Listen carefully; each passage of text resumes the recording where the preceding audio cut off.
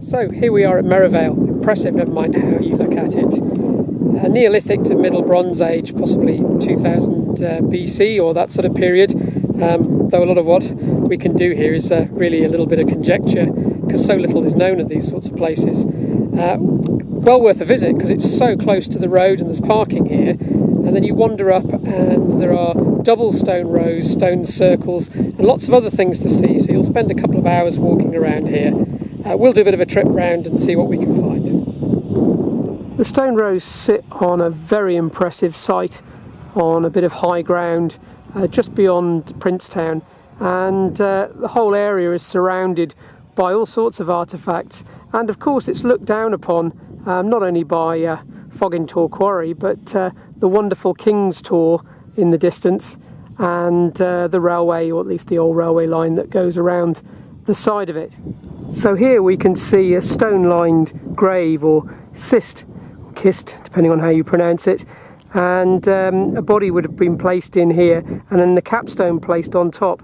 Currently you'll see a big gap in the capstone, and it's thought that in the mid-19th century someone used it to make a gatepost and cut a piece out of it.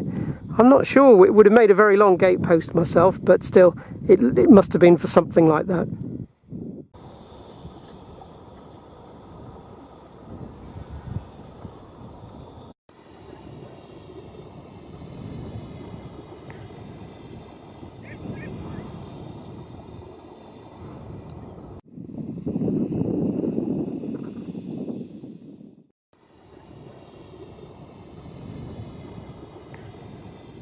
It's only standing right at the end of one of the double stone rows you really get a feel for just how long they are and how they stretch out into the distance.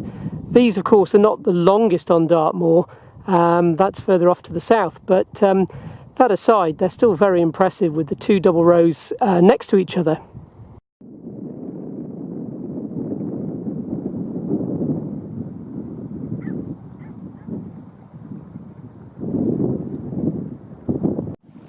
Wherever you stand on Merrivale, you think you can hear road noise as there's a sort of rumble constantly going on in the background. It isn't, of course, it's the Leat that, with a complete disregard for the antiquities here, runs straight through the middle of the site. Obviously a much later addition, but it adds to a sort of pleasant feel to the place in terms of the sound of running water passing through the two stone rows.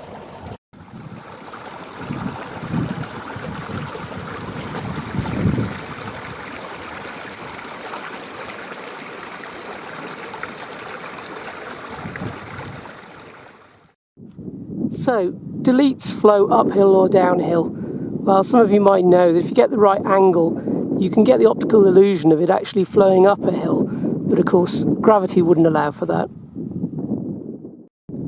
So, perhaps one of these on the little bridge going across the Leat is the stone that's been cut out of the capstone from the cist we saw earlier.